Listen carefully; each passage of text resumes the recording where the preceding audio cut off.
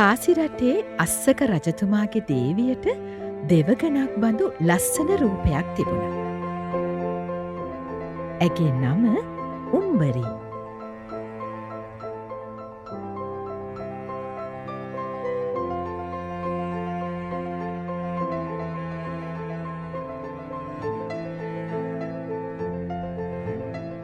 ස්වාමීනි, මගේ රජතුමනි.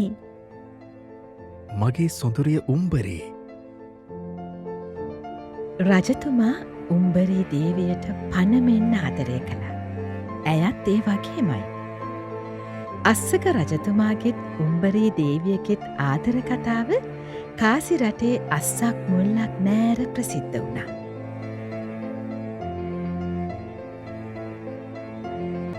රජු නොසිතූ මොහොතක උම්බරී දේවිය රෝගී වූවා. වැඩි වෙලාවක් යන්නට මත්තෙන් ඈ මෙලොවෙන් වෙන් වී ගියා.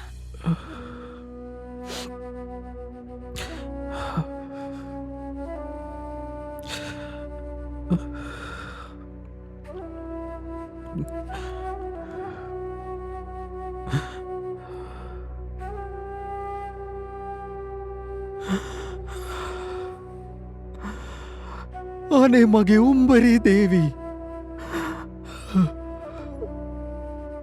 රජතුමාට බිසවගේ වියෝව දරාගන්න බැරි වුණා. රජු ඇගේ දේහය ආදාහනය කළේ නෑ. රන් දෙනක් තනා එහි සුවඳ තෙල් ගල්වා ඇගේ සිරුර එහි තැන්පත් කළා. එසේ තැන්පත් කර ඇයව සිරියහන් ගබඩාවේම තබාගත්තා. ඇසිපිය නොහෙලා ඇයටෙස බලා උන්නා.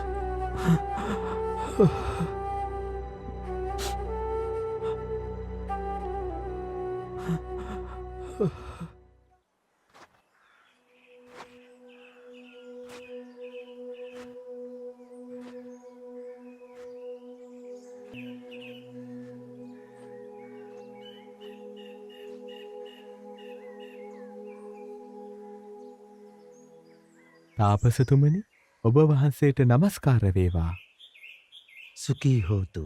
කෙසේද පින්වත් පෝතලි? ඔබට ආරංචිත රජතුමාට වුණු විපත. මට ආරංචි වුණා තාපසතුමනි. නමුත් ඔබ වහන්සේ වැනි ඉර්දිමතකු මේ දඹදිව් තලයේ සිටියේදී රජතුමා මෙහෙම දුක් විඳින එක නම් හොඳ දෙයක් නොවේ නේද? හොඳයි පෝතලි. රජතුමා මා ළඟට කැඳවාගෙන එනට නුඹට හැකිනම් මට පුළුවනි උම්බරී බිසව රජතුමා ඉදිරියට ගෙන්වා පෙන්වන්න. එහෙමයි තාපසතුමනි. එහෙමයි.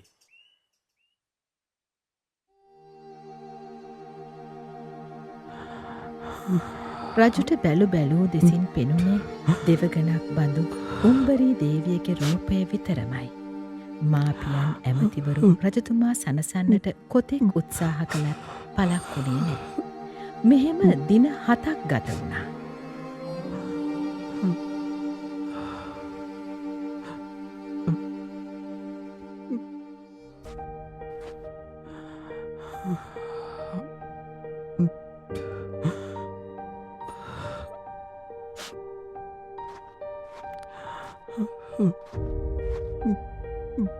ඔබට නමස්කාර වේවා මහරජතුමනි.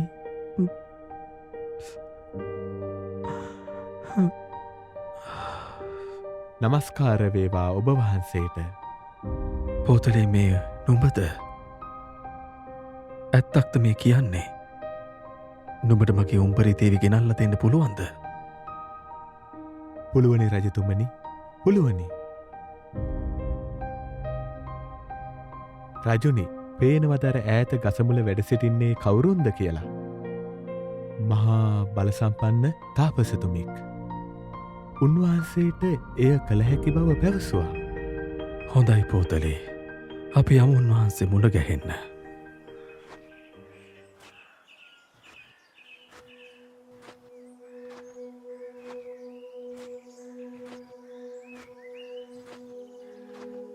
නමස්කාර වේවා තාපසතුමනි. සුකී හෝතු මහරජතුමනි. පසකින් වාඩි වුණා නම් සැබෑවක්ද මේ පෝතලීගේ කතාව? සැබෑවක් මහරජතුමනි. පුදුමයි. ඔබ වහන්සේට පුළුවන් මගේ උම්බරී දේවි ගෙනල්ලා දෙන්න. තාපසවරු අසත්‍යයක පිහිටන්නේ නෑ රජතුමනි. අර බලන්න, පේනවද? ඔය හිසේ කහපාට පැල්ලමක් තිබෙන්නේ ඔබතුමාගේ උම්බරේ බිසවගේ තමයි.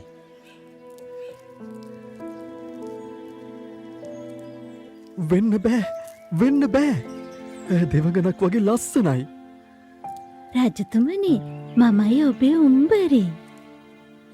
වෙන්න බෑ, වෙන්න බෑ. උඹ මහ කැත කුරුමිනියෙක්. අමතකද මගේ රූපය? අමතකද මගේ මිහිරි කටහඬ? මන් තමයි උම්බරී දේවි. ඔබතුමාට ආදරය කළ උම්බරී දේවි. මගේ සොඳුරිය උම්බරී. අනේ උම්බරී, මම ඔබට ආදරේ. මං ආදරේ මෙයාට. එයා මගේ සැමියා. මේ ගොමබෝල ගුලි කර කර අපි දෙන්න ඉන්න හරි සතුටින්. මං ආදරේ මෙයාට. සැපදුක නිති පෙරලෙන ලොවේ එළඹෙන අලුත් සැපදුක් වලින් වැසී යයි පැරණි සැපදුක් සියල්ල. පිළිගන්නට මැලි වූවත් මේ දහම් එයයි නියතය අනියත ලොවේ. කුරුමිනියාගේ කතාවෙන් රජතුමාට සිහිනුවන ලැබුණ. අනිත්‍ය දහම වැටහුණා. උම්බරීගේ මලසිරුර මාලිකාවෙන් බැහැර කළා. තවත් බිසවක් අගමෙහෙසිය කොට ප්‍රීතියෙන් රජකම් කළා.